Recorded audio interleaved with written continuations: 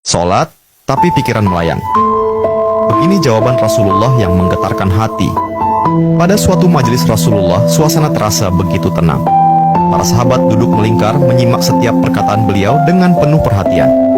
Namun, di antara mereka, ada seorang sahabat yang tampak gelisah. Jemarinya saling menggenggam, matanya menunduk, dan napasnya terasa berat. Setelah beberapa saat ragu, ia akhirnya mengangkat wajah dan berkata dengan suara lirih, "Wahai Rasulullah, aku ingin bertanya, tetapi aku khawatir pertanyaanku ini akan membuatku semakin malu di hadapan Allah." Rasulullah pun tersenyum lembut, menatapnya penuh kasih sayang.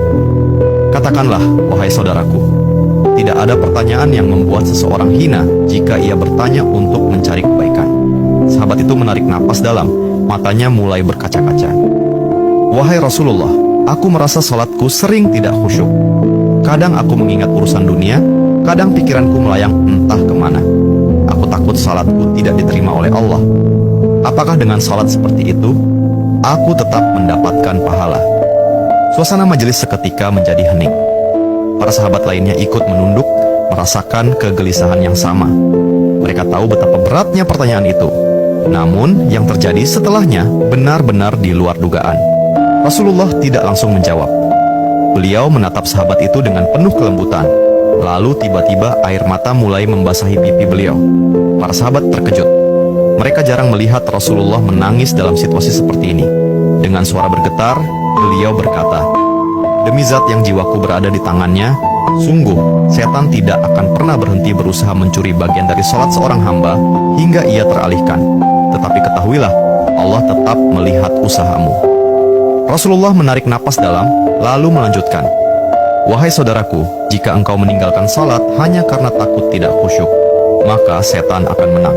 Tetapi jika engkau tetap berusaha salat meski pikiranmu teralihkan, ketahuilah bahwa setiap kali engkau berusaha kembali kepada Allah dalam salatmu, saat itulah Allah menyambutmu." Mendengar itu, sahabat tersebut tak mampu menahan tangis. Begitu pula para sahabat lainnya. Kemudian Rasulullah melanjutkan dengan penuh kelembutan, "Bayangkan seorang ibu yang melihat anaknya berjalan ke arahnya, tetapi anak itu sering jatuh dan tersandung. Apakah sang ibu akan marah? Tidak. Ia justru akan berlari menghampirinya, mengangkatnya, dan mendekapnya erat. Itulah Allah. Ia lebih penyayang daripada seorang ibu kepada anaknya. Selama engkau terus kembali, Allah akan selalu menerimamu."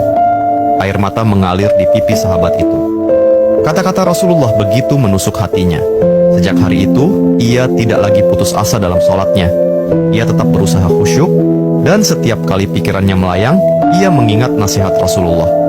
"Setiap kali engkau berusaha kembali, saat itulah Allah menyambutmu." Jangan pernah berhenti. Berusaha.